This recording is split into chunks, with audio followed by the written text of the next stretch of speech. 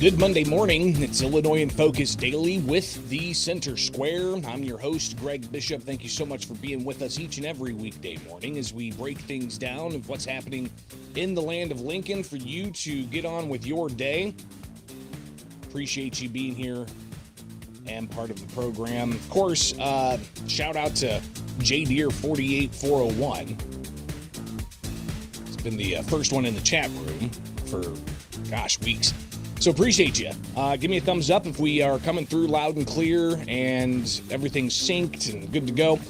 We are going to be trying to get to the end of the bottom of the hour here because we do have the U.S. Supreme Court that could be releasing a decision on whether or not they're going to take that case out of Cook County challenging Illinois' gun and magazine ban. Of course, this has been relisted several times by the U.S. Supreme Court.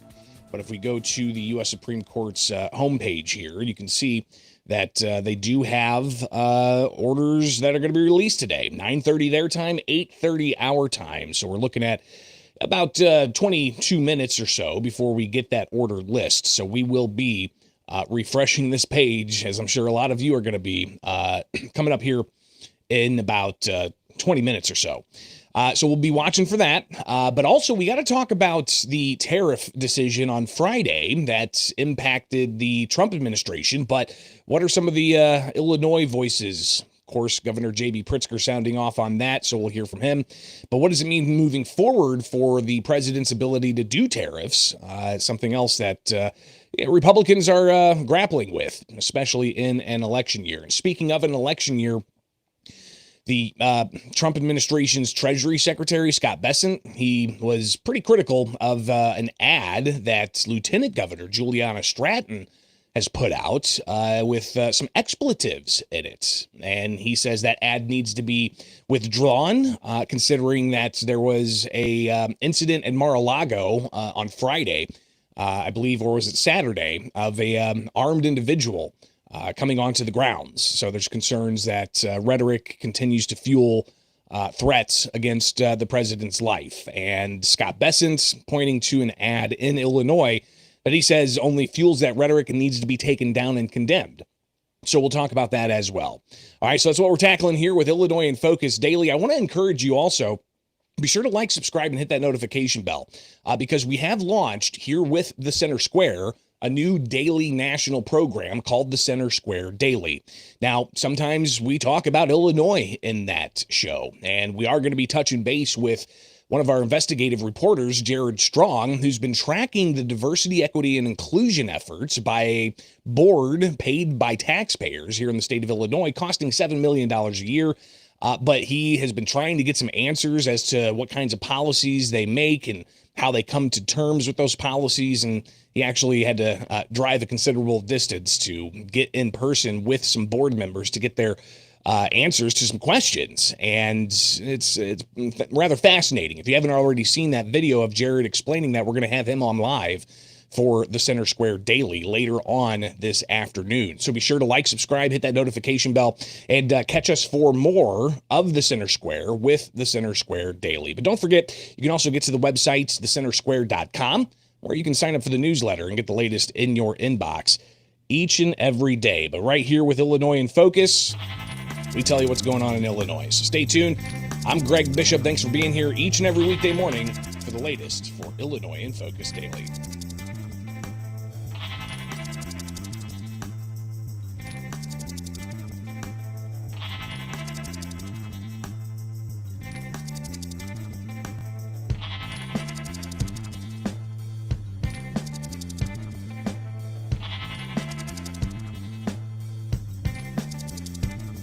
The day after the Supreme Court ruled against some of President Donald Trump's tariffs, he says he's going to increase tariffs to 15%. This is one of the latest stories you'll see at thecentersquare.com.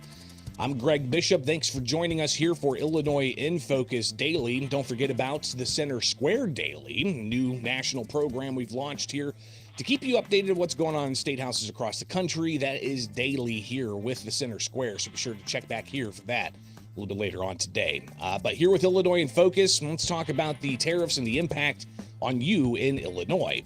So President Donald Trump, as you'll see in the report here from the Center Square, Saturday, he said he would raise global tariffs to 15%.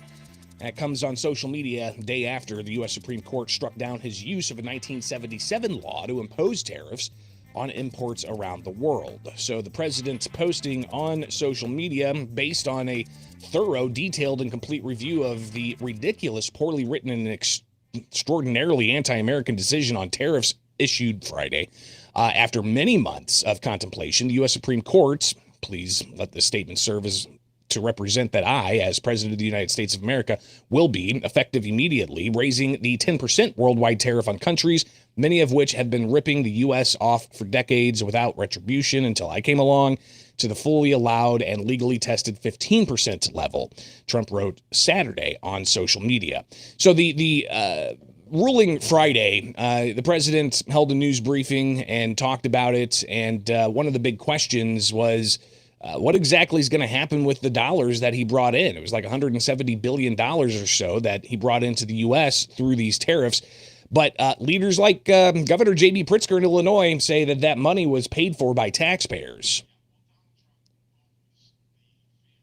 All right, give me 1 second here. Got to make sure we've got the audio coming through where we need it to come through. Did a few little engineering things, so I appreciate your patience here. Give me 2 seconds as I get that preview device where it needs to play and ensure that you guys have what you need to hear so that I can also hear it. And here we go. Here's Governor J.B. Pritzker on Friday at an unrelated event talking about these tariffs.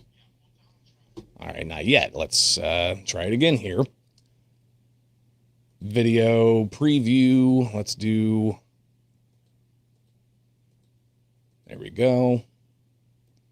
Really do appreciate you guys' patience here as I finish the engineering. And let's try it. Still not getting it through. Monday morning, everybody. Let's make sure that this goes to where it needs to go. The audio. Let's push it through.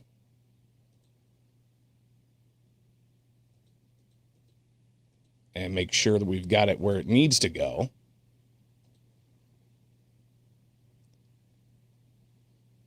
All right, stand by.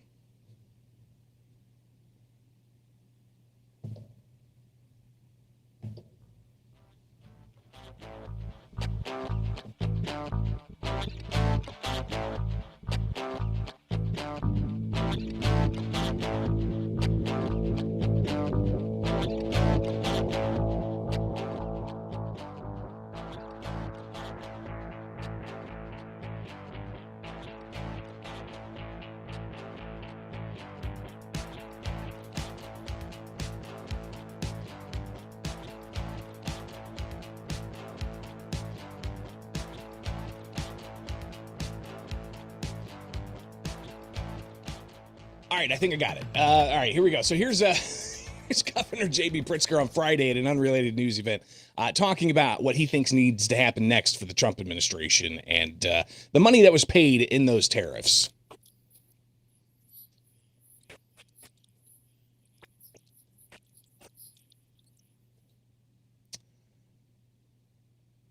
And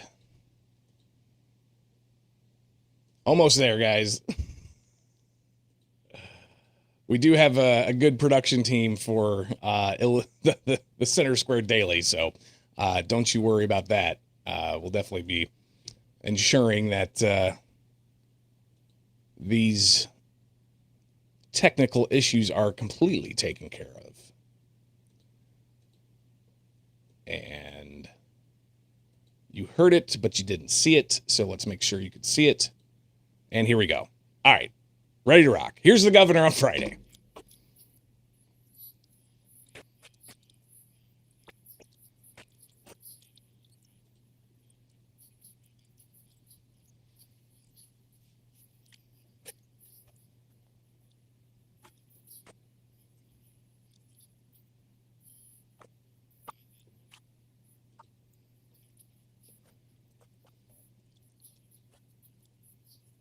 Now, what that ultimately is going to spell out for the tariffs, it's a big question, some uncertainty there, as the court really didn't spell out what happens to that money, and even the president himself critical of the court for not spelling that out. They take months and months to write an opinion, and they don't even discuss that point. We've taken in hundreds of billions of dollars, not millions, hundreds of billions of dollars. And so I said, well, what happens to all the money that we took in? It wasn't discussed.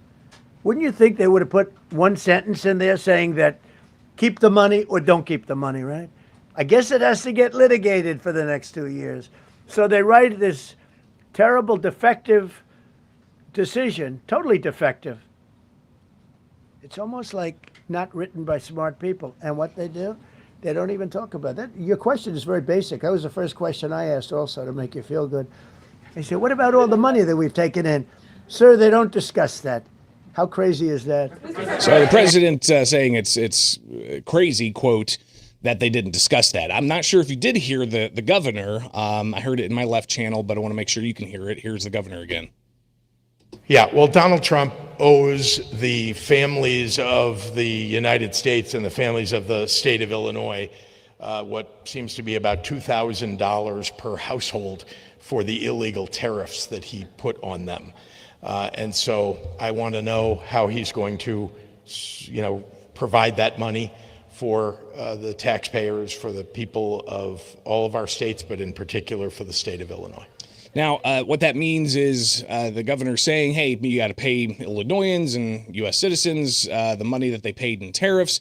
The president saying the courts didn't really spell that out, so not sure what that's going to look like, and it's probably going to take a couple of years just to litigate that aspect of it.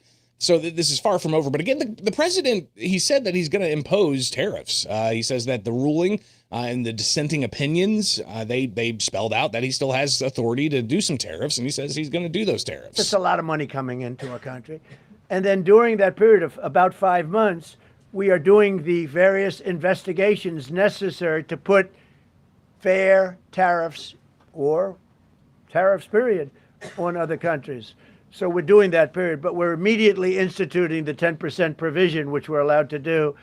And in the end, I think we'll take in more money than we've taken in before. Now, all of this coming as the president has a meeting coming up with China, and what that means. But, he also talked about the farmers and how they got a bridge payment from the tariff funding and all of the other funds that were being brought in for those tariffs, ultimately saying that he believes it's best for the United States to have those tariffs in place. But he also says he still has some options that he's going to use to tariff. But you've got the governor here in Illinois joining other prominent Democrats urging the president to pay back the taxpayers the amounts that was paid for those tariffs. Pritzker says he's worried about what is next on the president's plate for tariffs. Look, what my real concern is that this morning, in answer to questions about the fact that he lost at the Supreme Court, he is now saying he's got some secret plan to reimpose tariffs or something like tariffs that he hasn't told anybody about, but that he just wants to keep them going. Somehow it seems like that's illegal because the Supreme Court has now ruled that he acted unconstitutionally in carrying out his tariffs. And again, this is just for the 1977 law where he was trying to impose tariffs. But Republicans, of course, in an election year, as you'll see at thecentersquare.com from Therese Boudreau, our reporter over in Washington, D.C., she says Republicans split over the tariff ruling, trying to seek a way forward. Republicans in Congress sharply divided over whether to continue President Donald Trump's tariff policies after the U.S. Supreme Court struck them down Friday. And most Republican lawmakers who supported the ruling, they echoed House Financial Services Committee chair. Coming from the other side. And the committee chair said that They share President Trump's goal of securing fair and reciprocal trade agreements and holding bad actors accountable for their unfair trade policies. While tariffs can be a useful tool when applied in a targeted way, today's Supreme Court decision underscores the need for Congress to play a role in trade policy. You've got Rand Paul also sounding off on this, saying that the court had defended the Constitution, recognizing that tariffs are taxes and the power to declare them belongs to Congress, while John Curtis, a Republican from Utah, and others expressed relief that Americans' system of checks and balances remains strong after nearly 250 years. And it's interesting because Democrats, they were quick to talk about other rulings the U.S. Supreme Court had that were favorable of Trump, saying that the court's in Trump's pocket, but this is a pretty large and sizable ruling against the Trump administration. He was able to essentially spin that and say that this brings more certainty to his tariff policies. So obviously this is going to be an election year issue, but in an election year, you also have the ongoing rhetoric that people are concerned by, especially after you have a suspect that was killed in Mar-a-Lago. Go to thecentersquare.com. You can read about this. Sarah Roderick Fitch talks about U.S. Secret Service shooting and killing a man, suspect following an unauthorized entry into the Palm Beach Mar-a-Lago estate Sunday morning. So it was Sunday morning when that happened. Trump, who remained in Washington, D.C. over the weekend and attended a dinner for the governors in the White House Saturday evening, was unharmed. U.S. Secret Service says the suspect, a male in his 20s, appeared to be carrying a shotgun and a fuel can when he was confronted by agents. Palm Beach County, they briefed reporters and letting them know that it was 1:30 in the morning. Security detail detected an individual made their way into the inner perimeter of Mar-a-Lago. Deputy and two Secret Service agents on the detail went to that area to investigate, and they confronted a white male that was carrying a gun and a gas can and a shotgun. He was ordered to drop those two pieces of equipment that he had with him, at which time he put down the gas can, raised the shotgun to shooting position. At the point in time, the deputy and two Secret Service agents fired their weapons and neutralized the threat. So obviously, we may hear a lot more about this throughout the morning. But you had yesterday Scott Bessent on Fox News with Maria Bartiromo talking about the rhetoric and how he says it's being promulgated even further by a political advertisement from Juliana Stratton, lieutenant governor in Illinois, who's also running for the U.S. Senate. This venom. And here is Scott Bessent. This venom coming from the other side. Look at this terrible, profane Senate commercial in Illinois. I would call for them to take that down. Take that down, because it is that kind of venom that we don't know whether this person was a mastermind, unhinged, or what. But they are normalizing this violence. It's got to stop. Now, what is that ad? Have you seen it? I had to edit some of the audio in this, but here's the ad, a political advertisement for Juliana Stratton, lieutenant governor running for U.S. Senate in the Democrat primary. Trump. Vote Juliana. Trump. Vote Juliana. Trump. Vote Juliana. They said it, not me. I'm Juliana Stratton, and I'm proud to have lived my whole life on the south side of Chicago. I'm not scared of a wannabe dictator. I'm running for Senate to stand up to Donald Trump. I'll abolish ICE and hold Trump accountable for the crimes he's committed, just like they said. Trump. Trump. Trump. Vote Juliana. That's why I approve this message. Now, you saw some other names in there. Governor J.B. Pritzker, obviously, he didn't say the expletive. He said vote Juliana. But you did have Senator Duckworth in that ad using the expletive, and several other people saying expletive Trump. And again, Bessent says that type of rhetoric's only fueling threats against the president. This venom coming from the other side. Look at this terrible, profane Senate commercial in Illinois. I would call for them to take that down. Take that down, because it is that kind of venom that we don't know whether this person was a mastermind, unhinged, or what. But they are normalizing this violence. It's got to stop. Will there be an effort to reduce the rhetoric, or will that just ramp up heading into the November general midterm election? A lot to watch, and that's why we do Illinois in Focus each and every weekday morning for you. So I appreciate you being here and even working through the technical issue of plugging monitors back in and getting them audio feeds where they need to go so that you could hear what's going on here in Illinois. Greatly appreciated. Again, be sure to like, subscribe, hit that notification bell, and wake up with us here for Illinois in Focus. But also don't forget, we've got the Center Square Daily each and every weekday national news for you and how you're being impacted by state houses across the country. So be sure to check that out here with Illinois in Focus Daily and then the Center Square Daily.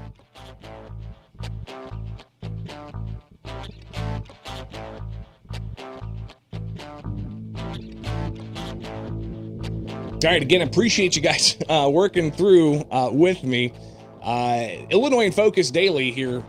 I produce it. It's my baby, right? I've got all the stuff. I guarantee you, the Center Square Daily, we don't have those issues. I've got a virtual production team. Awesome to have. We're building this show. I want you to be sure to come back here for the Center Square Daily. Interviews with our reporters from across the country, including, as I mentioned, we're going to have investigative reporter Jared Strong on to talk about his ongoing investigation and try to get some answers as to what exactly the board looking into diversity, equity, and inclusion in Illinois is doing with $7 million in an annual budget. And they get paid six figures to be board members. Have they actually made any progress? Are they moving forward and getting more diversity contracting involved in Illinois and how your tax dollars are used for those types of things?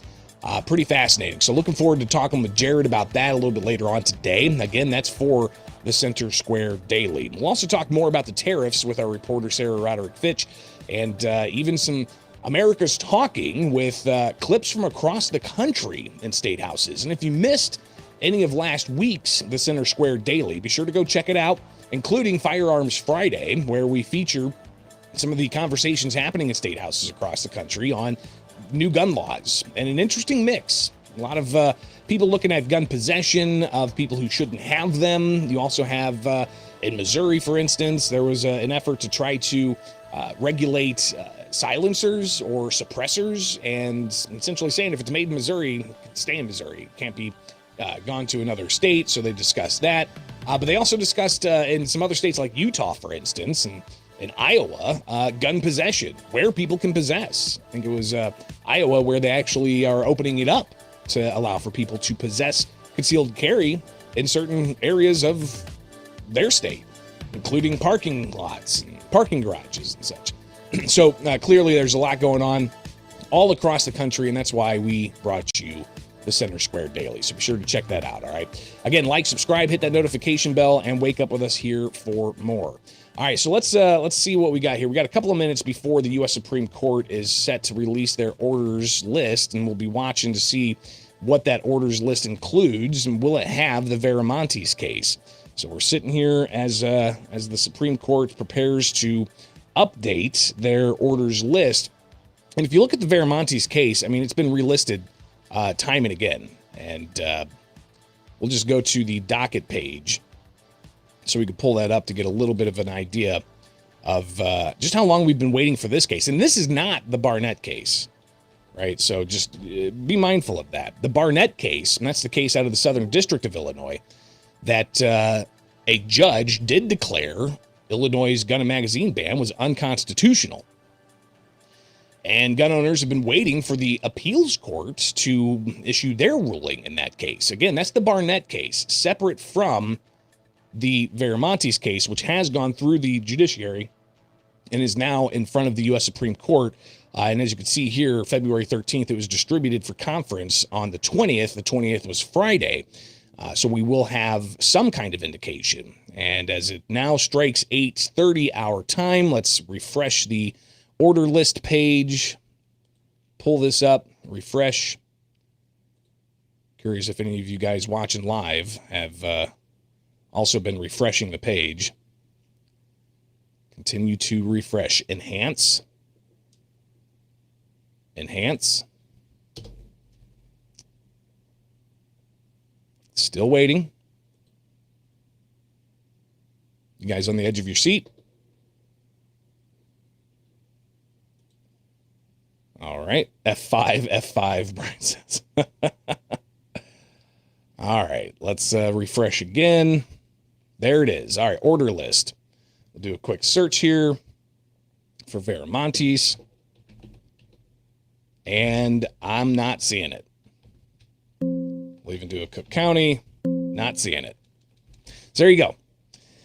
We're going to have to wait some more for the U.S. Supreme Court to make a decision whether they're going to take the Veramontes case, which could make the appeals court decide what they're going to do with the Barnett case as we continue to wait. All right, have a great day. We'll see you back here for the Center Square Daily. I'm Greg Bishop. Again, thank you for your patience this morning on a Monday. It is a Monday, but all is working and plugged in where it needs to go, so thumbs up. All right, we'll see you back here tomorrow morning for Illinois in Focus, but don't forget to come back here for the Center Square Daily later on today, only with the Center Square.